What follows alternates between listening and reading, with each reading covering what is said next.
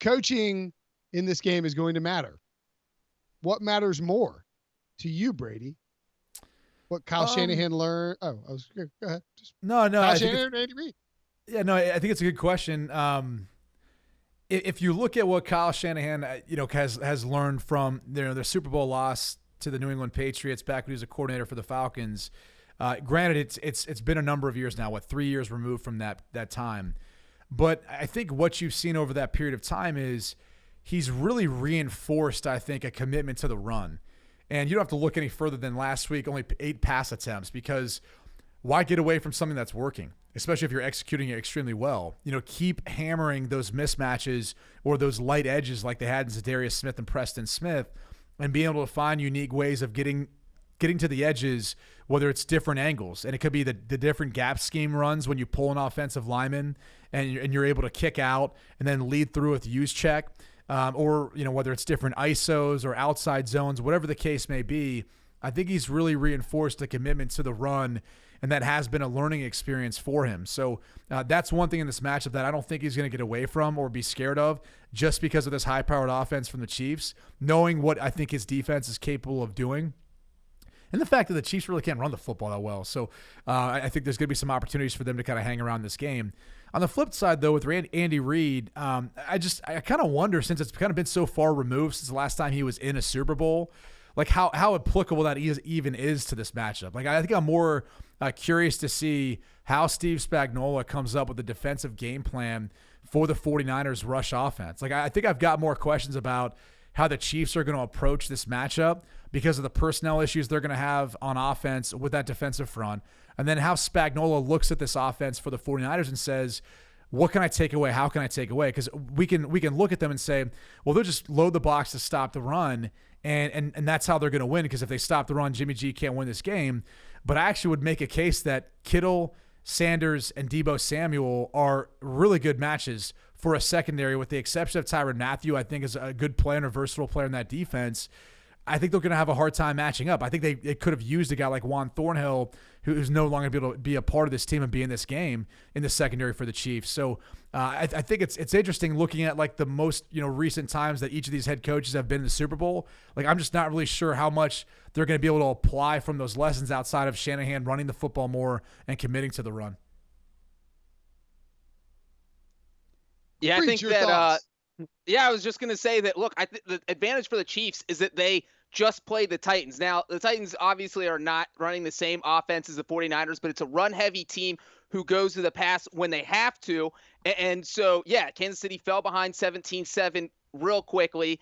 That was ugly for them. But then eventually they adjusted. They took over the game. And if they did do something, as Brady suggested, where you have, hey, let's stack the box, make Jimmy Garoppolo beat us. Yeah, the 49ers do have weapons, but if Jimmy Garoppolo can't make those contested throws, this is a big stage. We have seen a lot of quarterbacks choke in the Super Bowl. This is not an easy place to play. It's not an easy game to play in.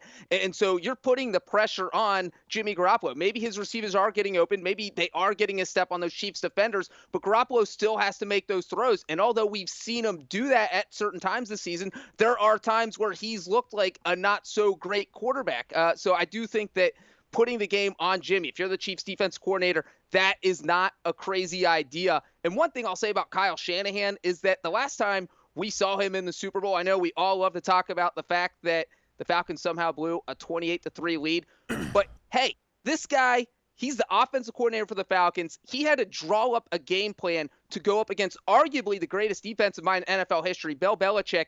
And his game plan was so good that the Falcons went up 28-3. So if there is a coach I trust to come up with a game plan over the course of 2 weeks, it is absolutely Kyle Shanahan. So I don't think he's going to be run heavy. I don't think he's going to be pass heavy. I think he's going to mix things up. And I think the Chiefs are going to have a tough time stopping what the 49ers do. Yeah, I mean, I think it's easy to get caught up in the Andy Reid off the bye stuff. And Andy Reid's awesome off the bye with extra time to prepare. I think he's one of the 5 greatest NFL coaches of all time, but he probably needs to get a Super Bowl. So is that? I promised I wasn't going to mention Andy Reid off the bye. Hey, 5 greatest of all time? I think he's up there, right? I mean, I don't know. I'd put Belichick. I put Bill Walsh, who's not even on this list, over him. I mean, those two for sure, just off the top of my head. I have to go kind of think back through. It's interesting when you look at this track record of success in Philly, and then obviously what he's done once he got to Kansas City. I guess the tough thing is in comparison when looking at it, and again, I mean, we've got Curly Lambeau, Paul Brown on this list.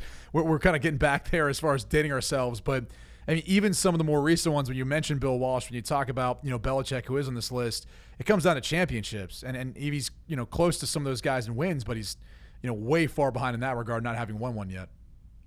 Yeah, no, I would maybe let me rephrase that. I think if Andy Reid can win a Super Bowl, then you can make the case for him as one of the 5 greatest head coaches of all time. Probably right now, though, in the top 10. Would you, Mike? You have to give it to Mike Shanahan over Andy Reid because of the 2 Super Bowls. Jimmy Johnson over Andy Reid. I mean, how would you weigh that out in terms of coaching? I think the interesting thing is if you look at the coaching tree, like the impact it's had on coaches who've coached underneath, right? And granted, Mike Shanahan's tree is probably a little bit younger when you look at the likes of a Sean McVay or a son Kyle Shanahan, or even a Matt LaFleur who falls under that. And we can look at Doug Peterson, for example, who's won one with Philly from Andy Reid. But it's kind of interesting too to kind of look at like how great a coach is. Probably speaks a little bit to how great too the coaches that coached for him and what they end up doing underneath him. So I'd probably have to look through that a little bit more. But I'm not trying to downplay Andy Reid and the success that he's had. He's a tremendous coach. I wish I would have had the chance to play for him as a former player. I just think when we were starting to talk about the greatest of all time. Right now I think it's tough to put him in that conversation outside of using his win-loss percentage and the amount of times he's been to the playoffs. I don't necessarily know it fits quite as much with some of the guys who've really won championships. Yeah, but I don't think you're completely crazy, Brinson. I'll just say that I think top 10 is fair, and if he wins a Super Bowl, maybe you make the top 7 argument because, look, you look at guys, Don Shula had Dan Marino for more than a decade, and they only made it to 1 Super Bowl together. They didn't even win a Super Bowl. Marino was arguably, the greatest quarterback, the greatest passing quarterback of that era. So there are coaches who didn't win with big quarterbacks, and Brady mentioned Bill Walsh, but you also look at before 1993 where the coaches, there was no salary cap. So the guys that you had on your team were locked to your team. Bill Walsh knew he wasn't going to lose Joe Montana. Don Shula knew he wasn't going to be losing Dan Marino, whereas now there's a little bit more that goes into it because you have to figure out a way to keep all your best players, which isn't something coaches necessarily had to worry about before the salary cap era. Can't you make your team better quicker, though, using that same logic? But you lose your best players quicker, and it's hard to replace. Yeah, but I'm saying it works both ways. It works both ways. Yeah, I would say that it's harder to win in the salary cap era than it was before, but you're not wrong. Like you can take a bad team and make it good faster than you could back in the 70s. But yeah, look, it's hard to compare eras when it comes to quarterbacks and coaches too. You're talking about, when you look at what Don Shula had and Chuck Noll and Tom Landry and these guys, I think to me, Belichick, and this, by the way, is an emergency top 5 coaches of all time podcast that we're currently doing. I think Bill Walsh and Bill Belichick are on a whole separate tier for me from just everybody else. And I think Andy Reid is in that mix, but he does have to win the Super Bowl to validate it. Like just in the same way that Dan Marino, nobody would ever say Dan Marino is the greatest quarterback of all time, even if he might have been the most talented quarterback of all time, because he didn't win a Super Bowl. It's just the argument is almost a borderline non-starter. Like I think most people, if they were picking you pluck a guy in their prime and he starts for your team, like aren't most people taking Dan Marino over John Elway, even though Elway has 2 Super Bowls and Marino has 0? Right. And that's what. Are we just going to come down to championships and winning percentage? Is that how we're going to look at it, or like I was kind of touching on before, is like what is their legacy? Who are the guys who coached underneath him who went on to win? And when you talked about Belichick and Bill Walsh, and those are the first that kind of come to mind for me, is because of the impact they had on the game. You think about the Bill Walsh offense, the West Coast offense, and how it dominated for a number of years before teams started realizing like. And we used to joke with Jim Zorn about this, former, head coach for the Washington Redskins, coach for a long time, played for a long time, now a head coach in the XFL. But we used to go back and watch some of the old film and be like, what kind of zone coverage is that, coach? You guys are just covering grass. No, you're not actually covering someone out there. We're like, no wonder the West Coast offense just absolutely obliterated the defenses back then. Well, what happened? Teams started playing more press man-to-man coverage. And what did that do? Well, it messed up the timing of the route, messed up the timing for the quarterback, and became harder to complete football. So, but you look at that, it was like the Bill Walsh offense was really what kind of led it to that point. Bill Belichick and his defenses, and just, I think over the course of his reign in New England stands out in that way. Another guy that stands out, Jimmy Johnson. And you guys may say I'm crazy, but think about the fact that when we look at the draft, which is coming up here in April, we look at the point system. Like, everyone kind of goes somewhat loosely based off this. And I know it's evolved since then, but before he kind of came up with kind of the draft grade and associating, some sort of value per, each one of those picks throughout the course of the draft, you're calling up guys to try to make trades and everyone's on a different page. So that's had a huge impact, I think, on just looking at the draft and how much movement there is within the draft. And then when you listen to how many coaches go down and visit with Jimmy Johnson and pick his brain about certain things, he's a guy who was successful, won a couple of Super Bowls, and granted a shorter span of time. But you look at his impact and how it's even impacted how we look at the draft, is a guy that comes to mind, and obviously, is going to be a part of the Pro Football Hall of Fame now moving forward. But I understand you can make an argument for a lot of guys if you're going to start, basing off just win percentage and championships.